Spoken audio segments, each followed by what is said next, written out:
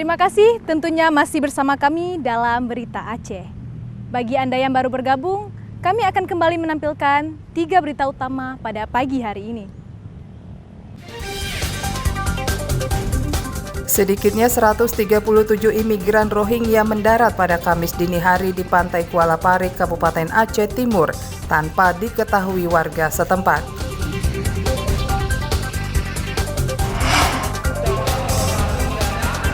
Ratusan petugas dilibatkan pada simulasi pemungutan dan penghitungan suara pemilu 2024 di Kabupaten Benar Meriah.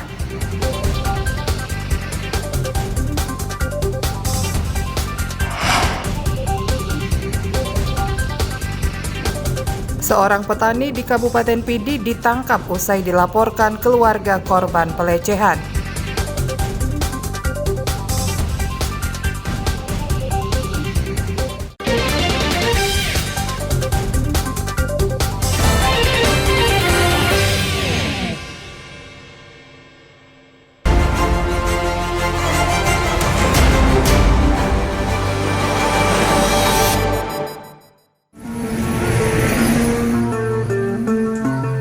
Puluhan desa di 3 kecamatan di Kabupaten Biren terendam banjir.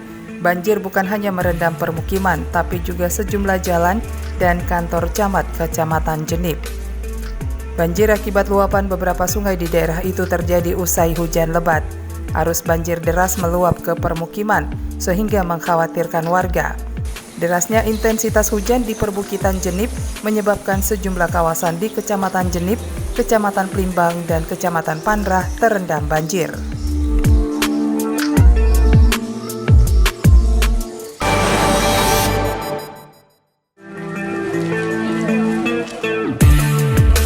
Sedikitnya 5 bangunan di Komplek Pondok Pesantren Babul Maghfirah Cot Keeng, Kecamatan Kuta Baru, Kabupaten Aceh Besar, hangus terbakar.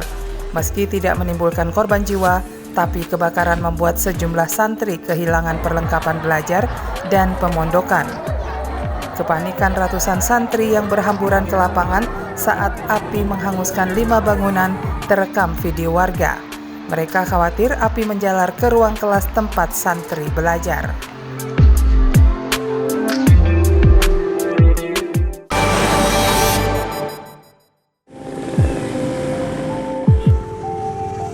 Aparatur desa di Kecamatan Syah Utama, Kabupaten Benar Meriah memprotes kondisi jalan yang rusak parah. Jalan penghubung Pondok Baru Samarkilang yang dibangun dengan dana otonomi khusus atau dana otsus senilai 228 miliar rupiah rusak parah di beberapa lokasi. Belasan aparatur desa mulai dari kepala desa atau reje dan mukim di Kecamatan Syah Utama menilai jalan yang dibangun sejak tahun 2018 ini tidak berkualitas.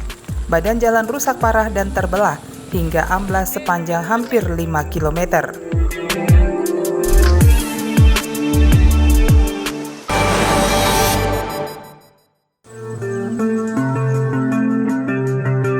Hujan deras yang mengguyur Kabupaten Aceh Besar menyebabkan badan jalan penghubung kecamatan tertutup longsor. Longsor terjadi di kawasan Jerela, Kecamatan Masjid Raya, dan nyaris menutup seluruh badan jalan sehingga lalu lintas terganggu. Material longsor yang tumpah di jalan sejak Jumat pekan lalu hingga saat ini belum disingkirkan. Badan jalan di kawasan tersebut menjadi sempit lantaran tertimbun material longsor yang hampir sepekan belum ada penanganan.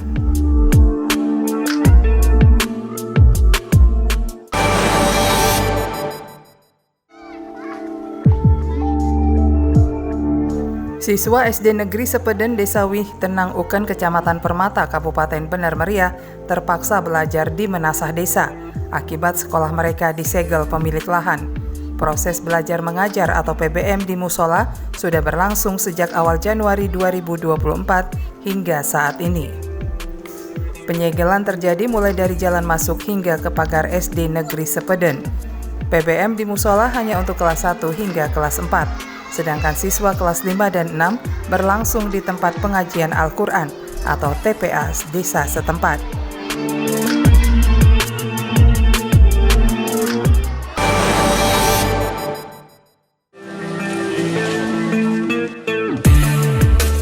Sejumlah logistik pemilu 2024 di Aceh Besar siap didistribusikan. Petugas mulai mengemas logistik pemilu untuk dikirim ke sejumlah panitia pemilihan kecamatan atau PPK di 23 kecamatan di Kabupaten Aceh Besar.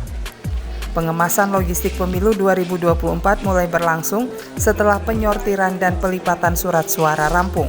Sejumlah petugas PPK dari 6 daerah pemilihan atau dapil di Kabupaten Aceh Besar dilibatkan.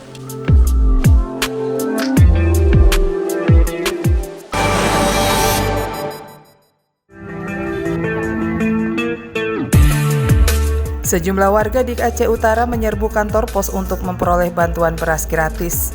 Dan sejak pagi, warga sudah mengantri di sejumlah kantor pos di kecamatan di daerah tersebut. Meski sudah dijatah, warga tetap mengantri untuk mendapatkan beras bantuan seberat 10 kg per keluarga. Harga beras di pasaran yang masih tinggi mendorong warga berebut kesempatan membawa pulang beras bantuan.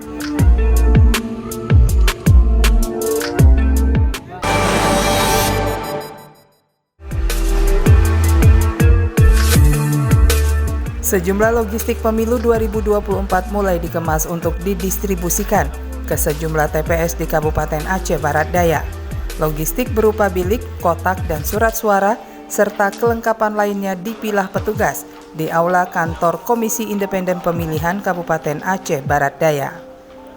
Pengemasan logistik pemilu diperkirakan rampung dalam 6 hari.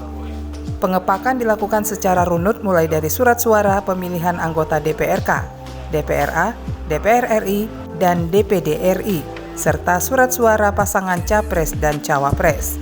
Petugas harus bekerja siang malam untuk menyesuaikan waktu agar pendistribusian logistik tidak terkendala.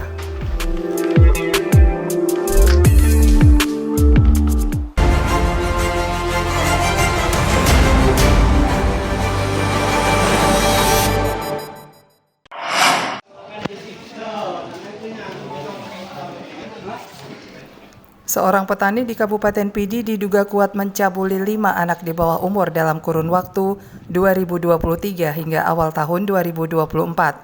Pelaku berinisial S ditangkap Satreskrim Polres Pidi pada Kamis lalu setelah dilaporkan orang tua korban. Pencabulan 5 anak di bawah umur ini terjadi di sejumlah lokasi di wilayah Padang Tiji. Korban diiming-iming sejumlah uang oleh pelaku demi melampiaskan nafsunya. Modus lain, pelaku mengajak korban menumpang becak untuk menemaninya mencari burung di kebun. Saat itu korban dibujuk dan dijanjikan uang puluhan ribu rupiah hingga terjadi pencabulan. Menurut Kapolres Pidi AKBP Imam Asfali, kasus ini terungkap saat korban menceritakan kepada orang tua mereka atas perbuatan yang dilakukan oleh pelaku. Orang tua korban kemudian membawa anaknya untuk divisum ke dokter.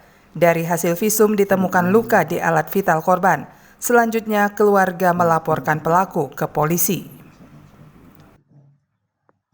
Ya, modusnya ya pelaku ini memberikan iming-iming dengan sejumlah uang kepada anak-anak. Ya, angkanya itu 35.000 sampai 60.000 dari yang diberikan kepada korban ini. Pada saat rata-rata korban ini pada saat main dan sebagainya. Jadi awal terungkap ini adanya laporan dari orang tua. Tentunya si anak menceritakan kepada orang tuanya dan orang tuanya melaporkan kepada Polres. Dari pemeriksaan, pelaku sudah beristri dan mempunyai anak. Diduga pelaku tidak bisa mengendalikan hawa nafsunya sehingga mencabuli anak di bawah umur. Akibat perbuatannya, pelaku dijerat dengan pasal 50 Kanun Aceh nomor 6 tahun 2014 tentang hukum jinayat dengan ancaman cambuk 150 kali di depan umum. Tim Liputan Aceh melaporkan dari Kabupaten Pidi.